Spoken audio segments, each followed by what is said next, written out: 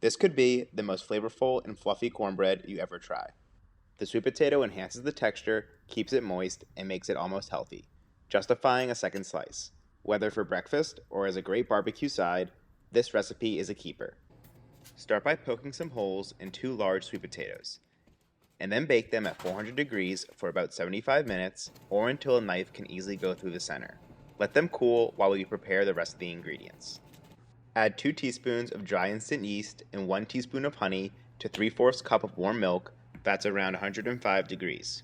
You probably won't find the addition of yeast in other cornbread recipes, but it's the secret to making this extra fluffy and delicious. While the yeast blooms, mix together your dry ingredients.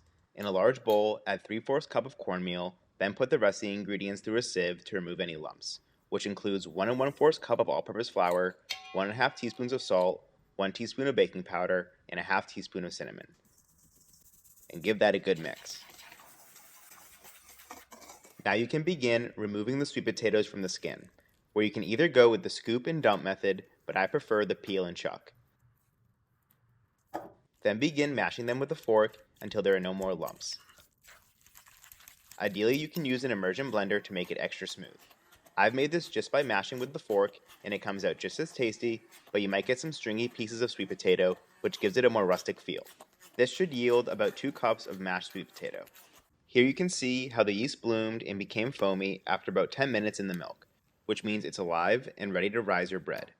Into the sweet potato bowl, crack 2 eggs and begin stirring them in. Then add 4 tablespoons of melted butter along with 2 tablespoons of neutral oil like vegetable or canola. Toss in a 1/4 cup of brown sugar. Now switch to a rubber spatula and stir very well until all the butter and oil is incorporated. You could have added all those ingredients at once and then mixed, but I guess I wanted to do some extra stirring. Finally, add the milk and yeast mixture and swirl that in until it's homogeneous once again. Now take your wet ingredients and add them to the dry. This recipe is fairly easy, but the most important part is probably not to overmix the batter so your bread doesn't become dense. You just want to gently fold the ingredients together until there are no more dry streaks. So as soon as you can't see any more flour, stop mixing. And you should end with a very thick but pourable batter. Let the batter rest while the oven preheats to 375 degrees. Warm up your 9x9 baking dish in the oven for a couple minutes so you can melt a teaspoon of butter in it to grease the pan. You can also optionally add a dusting of cornmeal if you want some added texture and corn flavor. As you can see, after about 20 minutes, the texture of the batter has changed and it's slightly puffy and filled with air bubbles, which means this is going to rise very well. So plop it into the baking dish and now level it out with the rubber spatula so it bakes evenly. Place it into the center of the oven. After the 15-minute mark, rotate it halfway and turn down the oven to 350 degrees to finish cooking for 30 more minutes. After 45 total minutes, you should get a nice dark golden crust and a fully cooked center.